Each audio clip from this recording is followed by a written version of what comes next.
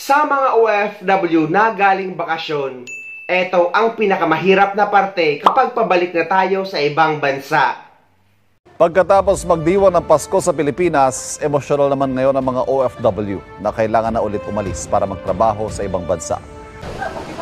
Gustuhin man na magtiyahin na Mary Jane at Geraldine na sa Pilipinas magdiwang ng bagong taon, kailangan na nilang umalis pa Abu Dhabi. Tinawagan na kasi sila ng kanilang employer. Malungkot po. Malungkot pong malayo sa pamilya, ganun. Lalo na magbagong taon, ganun.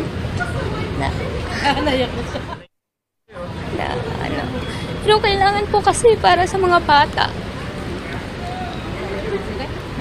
Mahirap dito kasi sa Pinas maghanap ng trabaho kasi maraming hinahanap, ganito kasi ganyan.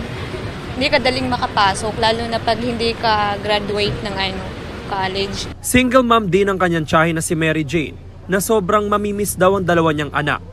Mahirap kasi kung pwede lang hindi umalis, hindi kami aalis. Pero kailangan, lalo ngayon magbabagong taon, dapat kasama pa namin siya. Kaso lang hindi na kasi kailangan na umalis kasi ang hirap ng buhay dito sa Pinas.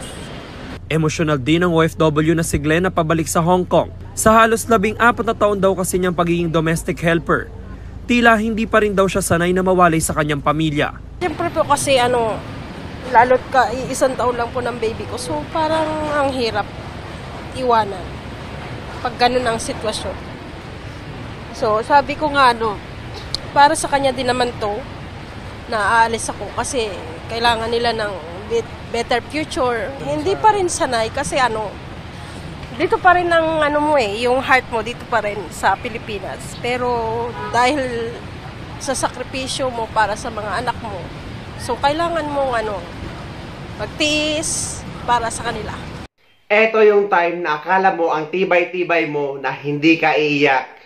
Pero kapag nag-open na ang check-in counter, ay kusa na lang tutulo ang luha mo habang nagpapaalam ka sa pamilya mo, lalo na sa mga anak mo at sa magulang mo. Pero no choice naman tayong mga OFW dahil kailangan natin kumayod para sa kanila, para mabigyan natin ng magandang buhay ang ating pamilya. Kaya sa mga kapwa ko OFW, laban lang tayo. OFW ako.